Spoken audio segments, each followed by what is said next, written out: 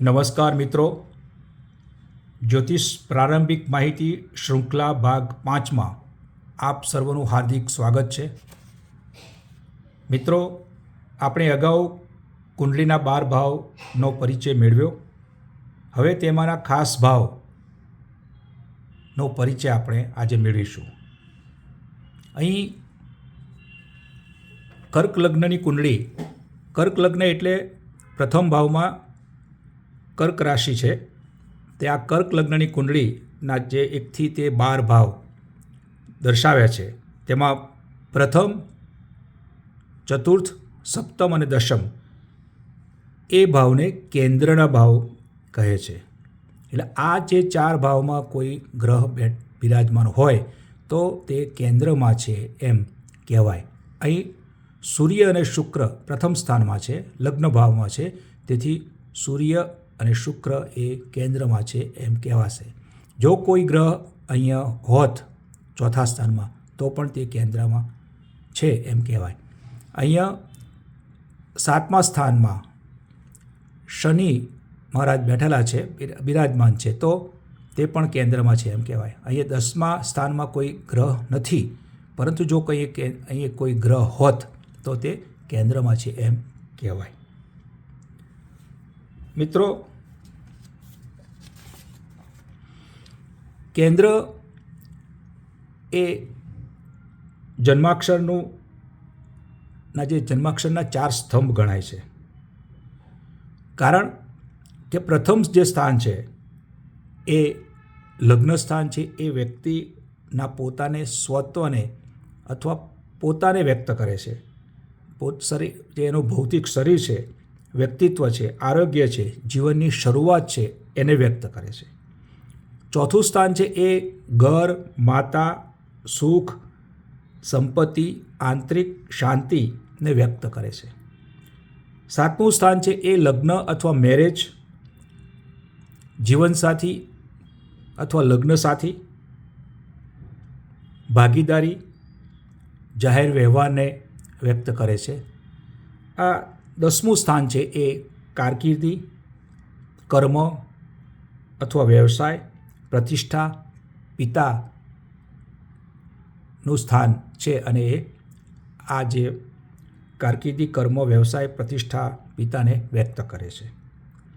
એ જીવનને સ્થિરતા માટે આ નિર્ણાયક 4 સ્થાન છે. વ્યક્તિના જીવન માટે આવશ્યક જે માળખું જોઈએ અને શક્તિ જોઈએ તે આ સ્થાન પ્રદાન કરે છે. તેથી તે શક્તિના કેન્દ્ર ગણાય છે. અને કેન્દ્રના આ જે 4 સ્થાન છે, લગ્ન સ્થાન, સુખ સ્થાન, જીવનસાથી સ્થાન અને કર્મસ્થાન, એ 4 સ્થાન એ વિષ્ણુ સ્થાન તરીકે ઓળખાય છે. આગળ વાત કરીએ તો અહીંયા જે પ્રથમ ભાવ, આ 5મો ભાવ અને 9મો ભાવ, એને આપણે આમ જોઈએ તો કાલ્પનિક એક ત્રિકોણમાં એ ગોઠવાયેલા જણાય છે. તેથી આ જે પ્રથમ, પંચમ અને નવમ સ્થાનમાં જે છે સ્થાન એ ત્રિકોણના સ્થાન કહેવામાં આવે છે. અને એમાં જે ગ્રહ જો બિરાજમાન હોય તો તે ત્રિકોણમાં છે એમ કહેવાય. અહીંયા પ્રથમ સ્થાનમાં સૂર્ય અને શુક્ર બિરાજમાન છે લગ્ન સ્થાનમાં, તેથી તે ત્રિકોણમાં છે એમ કહેવાશે. અહીંયા કોઈ ગ્રહ નથી, પરંતુ જો કોઈ ગ્રહ અહીંયા હોત તો તે ત્રિકોણમાં છે એમ કહેવાત. અહીંયા ગુરુ અને ચંદ્ર એ 2 ગ્રહો 9મા સ્થાનમાં છે, તેથી તે ત્રિકોણમાં છે એમ કહેવાય.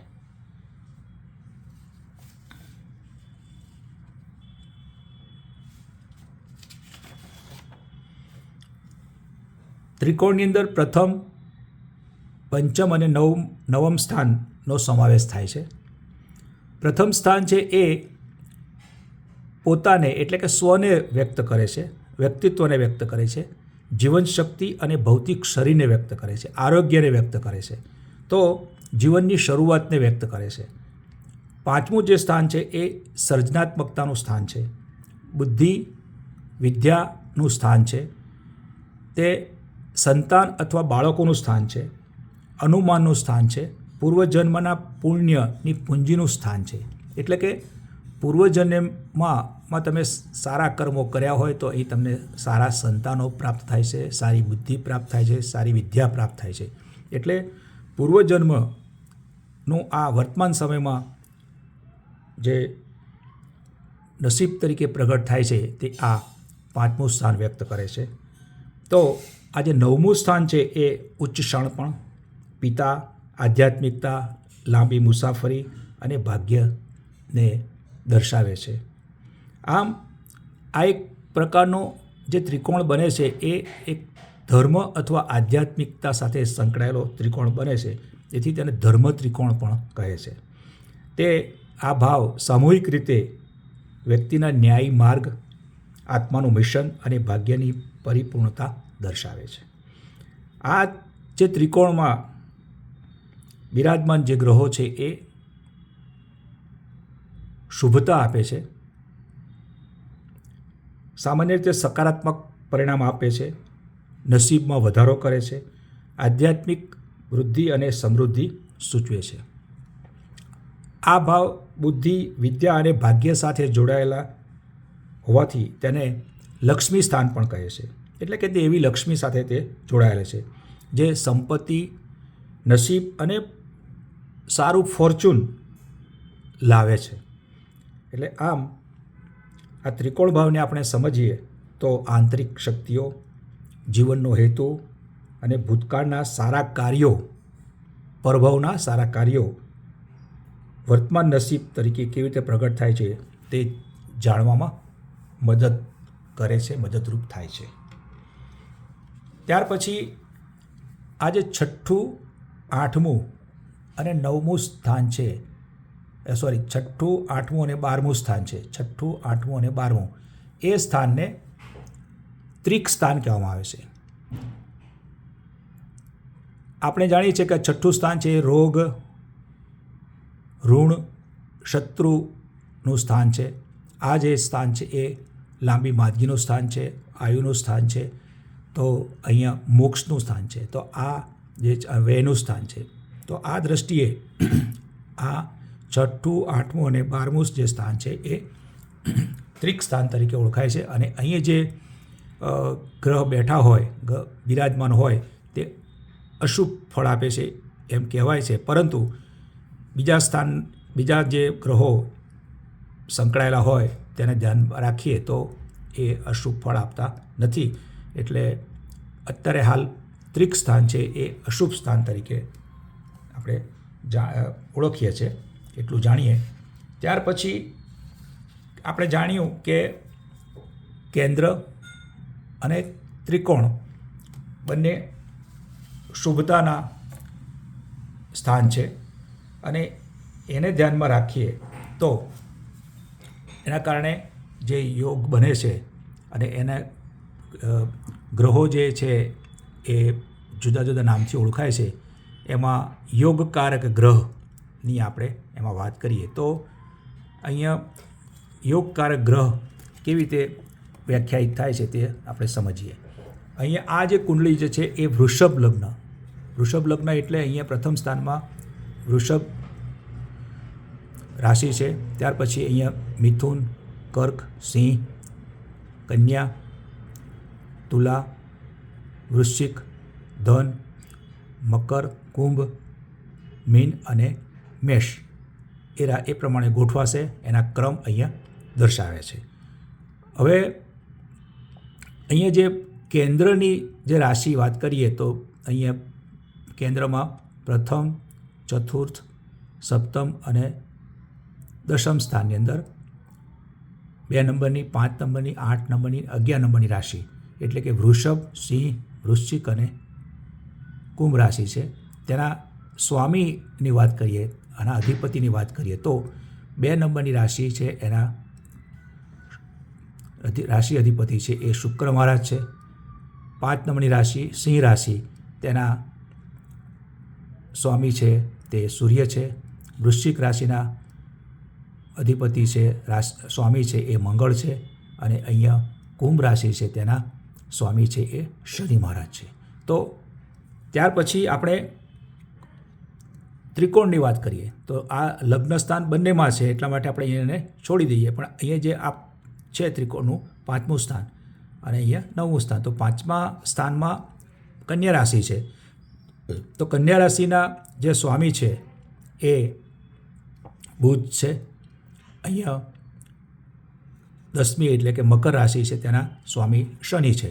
તો આ કેન્દ્રની જે રાશિઓ છે તેના અધિપતિ અને ત્રિકોણની રાશિના અધિપતિ તેઓ બંનેમાં જોઈએ તો શનિ બંનેમાં સામાન્ય છે, કોમન છે. એથી શનિ મહારાજ જે છે એ વૃષભ લગ્નની રાશિમાં, વૃષભ લગ્નની કુંડળીમાં યોગકારક ગ્રહ છે. એટલે યોગકારક ગ્રહ એટલે શું? તો જન્મ કુંડળીના કેન્દ્ર ભાવની રાશિઓના અધિપતિ અને ત્રિકોણ ભાવની રાશિઓના અધિપતિમાં જે સામાન્ય અધિપતિ હોય તેને યોગકારક ગ્રહ કહે છે. અને આ યોગકારક ગ્રહ એ વ્યક્તિને સારું ફળ આપે છે. જ્યારે આ યોગકારક ગ્રહની મહાદશા અથવા આંતરદશા કે પ્રત્યાંતર દશા ચાલતી હોય ત્યારે શુભ ફળ મળે છે. એટલે યોગકારક ગ્રહ એ વ્યક્તિના જીવનમાં ખૂબ સારું એવું મહત્ત્વ ધરાવે છે. ત્યાર પછી આપણે વાત કરીએ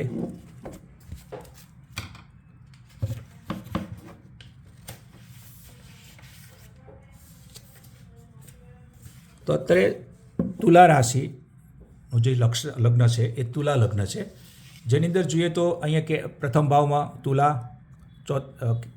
ચતુર્થ ભાવમાં મકર રાશિ છે, સપ્તમ ભાવમાં મેષ રાશિ છે, દશમ ભાવમાં કર્ક રાશિ છે. તો એના જે સ્વામીની વાત કરીએ તો અહીં શુક્ર, અહીં શનિ, અહીં મંગળ, અહીંયા ચંદ્ર એ અધિપતિ થશે. ત્રિકોણની વાત કરીએ તો અહીંયા જે 5મા સ્થાનમાં કુંભ રાશિ રહેલી છે તેના સ્વામી છે એ શનિ મહારાજ છે. અત્રે 9મા સ્થાનમાં મિથુન રાશિ છે તેના સ્વામી બુધ મહારાજ છે. તો અહીં કેન્દ્ર અને ત્રિકોણ બંનેમાં જોઈએ તો શનિ બંનેમાં સામાન્ય છે, તેથી તે યોગકારક ગ્રહ છે. એટલે તુલા લગ્નમાં શનિ એ યોગકારક ગ્રહ છે. એવી જ રીતે મકર લગ્નની વાત કરીએ તો અહીંયા પ્રથમ સ્થાનમાં મકર છે, ચોથા સ્થાનમાં વૃશ્ચિક છે, 7મા સ્થાનમાં કર્ક છે, 10મા સ્થાનમાં તુલા છે. તો એના સ્વામીની વાત કરીએ તો અહીંયા મકરના શનિ, મેષના મંગળ, કર્કના ચંદ્ર, સપ્તમ એટલે જે 7મી રાશિ તુલા એના શુક્ર સ્વામી છે. ત્રિકોણમાં વાત કરીએ તો અહીંયા 5મા સ્થાનમાં 2 નંબરની એટલે કે વૃષભ રાશિ છે તેના શુક્ર મહારાજ સ્વામી છે. અહીંયા 9મા સ્થાનમાં કન્યા રાશિ છે તો તેના બુધ સ્વામી છે. તો બંનેમાં જોઈએ કેન્દ્ર અને ત્રિકોણમાં તો શુક્ર એ સામાન્ય હોય રાશિ અધિપતિ તરીકે, તેથી શુક્ર બંને શુભ સ્થાન કહેવાય જેને. ત્રિકોણ અને કેન્દ્રમાં શુક્ર અધિપતિ તરીકે હોય, શુક્ર યોગકારક ગ્રહ છે.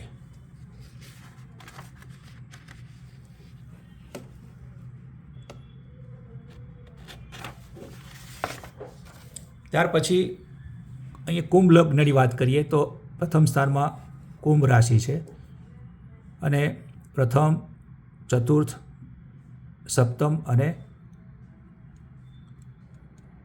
દશમ સ્થાનની અંદર કુંભ, વૃષભ, સિંહ અને વૃશ્ચિક રાશિ. તો એના સ્વામી છે શનિ, શુક્ર, મંગળ.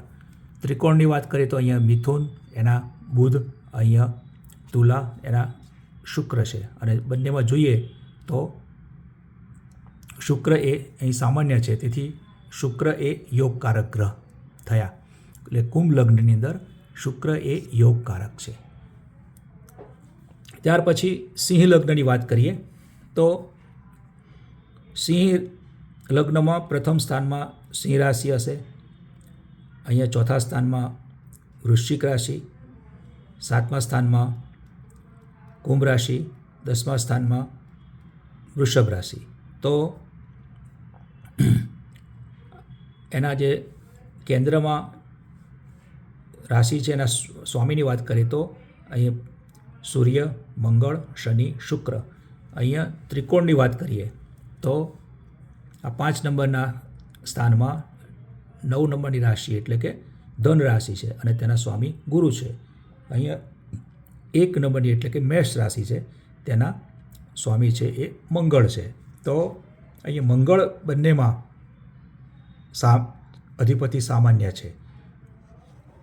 અહીંયા 1 અને 8ના તો મંગળ એ યોગકારક ગ્રહ છે. એટલે સિંહ લગ્નમાં મંગળ યોગકારક ગ્રહ છે.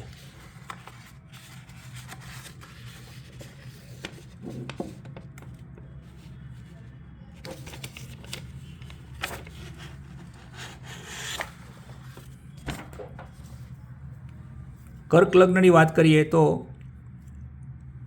પ્રથમ સ્થાનમાં કર્ક રાશિ છે, ચોથા સ્થાનમાં તુલા રાશિ છે, સાતમા સ્થાનમાં મકર, 10મા સ્થાનમાં મેષ રાશિ અને તેના સ્વામીની વાત કરીએ તો અહીંયા ચંદ્ર, અહીંયા શુક્ર, અહીંયા શનિ, અહીંયા મંગળ.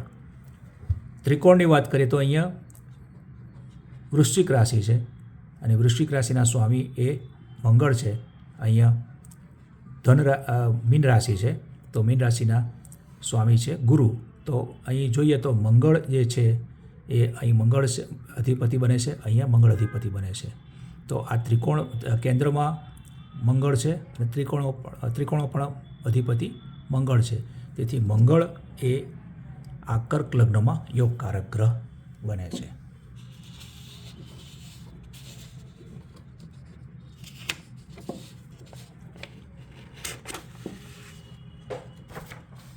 મેષ લગ્નની વાત કરીએ તો અહીંયા પ્રથમ સ્થાનમાં મેષ, ચોથા સ્થાનમાં કર્ક રાશિ, સાતમા સ્થાનમાં તુલા રાશિ, 10મા સ્થાનમાં મકર રાશિ. તો એના જે સ્વામીની વાત કરીએ તો પ્રથમ સ્થાનમાં જે રાશિ છે એના મંગળ, ચોથા સ્થાનમાં ચંદ્ર, સાતમા સ્થાનમાં શુક્ર અને 10મા સ્થાન એટલે મકર રાશિના અધિપતિ શનિ છે. ત્રિકોણની વાત કરીએ તો અહીંયા 5મા સ્થાનમાં 5મી રાશિ છે, એના જે સ્વામી છે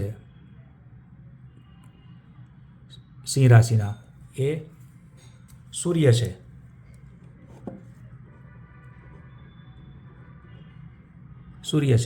એટલે અહીં સૂર્ય છે, અહીંયા ગુરુ છે. તો અહીં જોઈએ તો આપણે કોઈ સામાન્ય ગ્રહ નથી, તેથી અહીંયા કોઈ યોગકારક ગ્રહ નથી. એવી જ રીતે મિથુન લગ્ન, જેની અંદર પ્રથમ સ્થાનમાં મિથુન રાશિ છે, ચોથા સ્થાનમાં કન્યા રાશિ છે, અહીંયા ધન રાશિ છે, અહીંયા મીન રાશિ છે. તો એના જે સ્વામી છે એ બુધ, ગુરુ એટલે કે અને ત્રિકોણમાં અહીં જોઈએ તો આના જે 5મા સ્થાનમાં તુલા રાશિ છે એના શુક્ર છે, અહીંયા 9મા સ્થાનમાં 11મી એટલે કે કુંભ રાશિ છે તેના શનિ છે. તો અહીં પણ કોઈ ગ્રહ યોગકારક ગ્રહ નથી. સામાન્ય બંને ત્રિકોણ અને કેન્દ્રમાં રાશિના અધિપતિ સામાન્ય હોય એવું નથી, એટલે યોગકારક ગ્રહ નથી.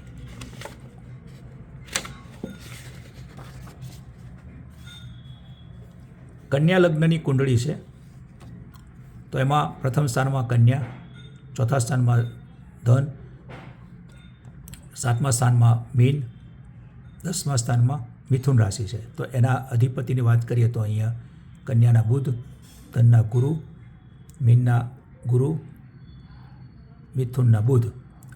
ત્રિકોણની વાત કરીએ તો અહીંયા 10મી રાશિ એટલે કે મકર રાશિ છે, એના રાશિ સ્વામી શનિ છે. અહીંયા વૃષભ રાશિ છે, એના રાશિ સ્વામી શુક્ર છે. તો સરખામણી કરતાં બંનેમાં કોઈ સામાન્ય રાશિ અધિપતિ નથી, તેથી કોઈ યોગકારક ગ્રહ નથી. એવી જ રીતે વૃશ્ચિક લગ્નમાં પ્રથમ સ્થાનમાં વૃશ્ચિક, ચોથા સ્થાનમાં કુંભ, સાતમા સ્થાનમાં વૃષભ, 10મા સ્થાનમાં સિંહ રાશિ છે. તો એના સ્વામીની વાત કરીએ તો અહીં મંગળ, શનિ, શુક્ર અને સિંહ. એવી રીતે ત્રિકોણમાં 12મી રાશિ મીન, તેના રાશિ સ્વામી ગુરુ, અત્રે 9મા સ્થાનમાં રાશિ જે છે એ કર્ક રાશિ છે, એના રાશિ અધિપતિ ચંદ્ર છે.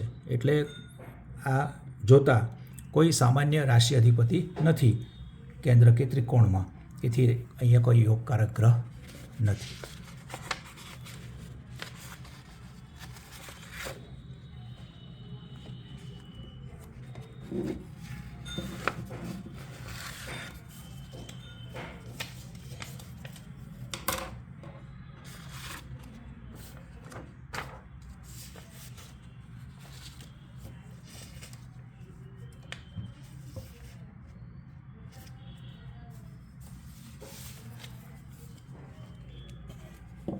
ધન લગ્નની વાત કરીએ તો પ્રથમ સ્થાનમાં ધન રાશિ છે, ચોથા સ્થાનમાં મીન રાશિ છે, સાતમા સ્થાનમાં મિથુન રાશિ છે, 10મા સ્થાનમાં કન્યા રાશિ છે. એમના રાશિ સ્વામીની વાત કરીએ તો ગુરુ ગુરુ બુધ બુધ, ગુરુ ગુરુ બુધ બુધ.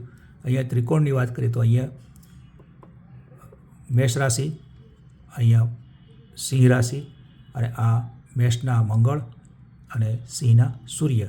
તો આ કેન્દ્ર અને ત્રિકોણના જે રાશિ અધિપતિઓમાં સામાન્ય કોઈ ગ્રહ દેખાતા નથી, તેથી યોગકારક ગ્રહ નથી.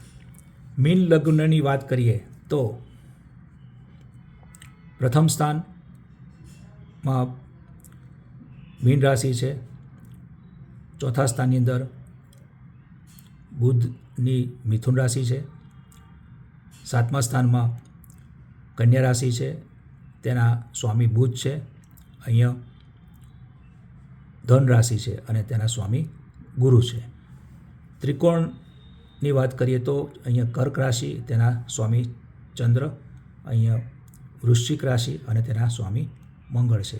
તો આ બંનેમાં સરખામણી કરીએ તો અહીંયા કોઈ ગ્રહ સામાન્ય નથી, રાશિ અધિપતિ સામાન્ય નથી, તેથી અહીં કોઈ યોગકારક ગ્રહ નથી. એટલે આમ આપણે 12 લગ્નની વાત કરી અને તેમાં યોગકારક ગ્રહ કોણ બને છે એની વાત સમજ્યા. તો મને અપેક્ષા છે, આશા છે કે આપ સૌને આ વિડીયો પસંદ આવ્યો હશે. અને આજે આપણે કેન્દ્ર, ત્રિકોણ, ભાવો, સ્થાન અને યોગકારક ગ્રહ વિશે માહિતી મેળવી અને વિવિધ લગ્નોમાં કયા કયા ગ્રહ યોગકારક ગ્રહ બને છે તેની વાત કરી. આગામી વિડીયોમાં આપણે ગ્રહો વિશે, જુદા જુદા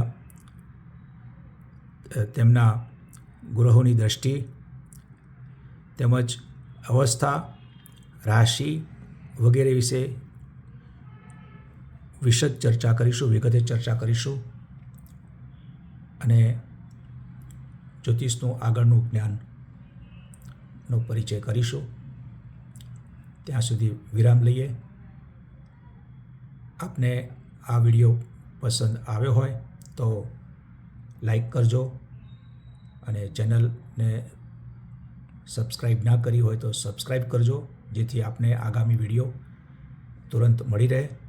અને વિડીયો પસંદ આવે તો આપ એને શેર કરજો, જેથી જે જ્યોતિષ પ્રત્યે જ્ઞાન મેળવવા માટે ઉત્સુક છે, પરિચય મેળવવા માટે ઉત્સુક છે, તેમને આનો લાભ મળી શકે. તો વિરામ લઈએ છીએ. ખૂબ ખૂબ આભાર. ધન્યવાદ.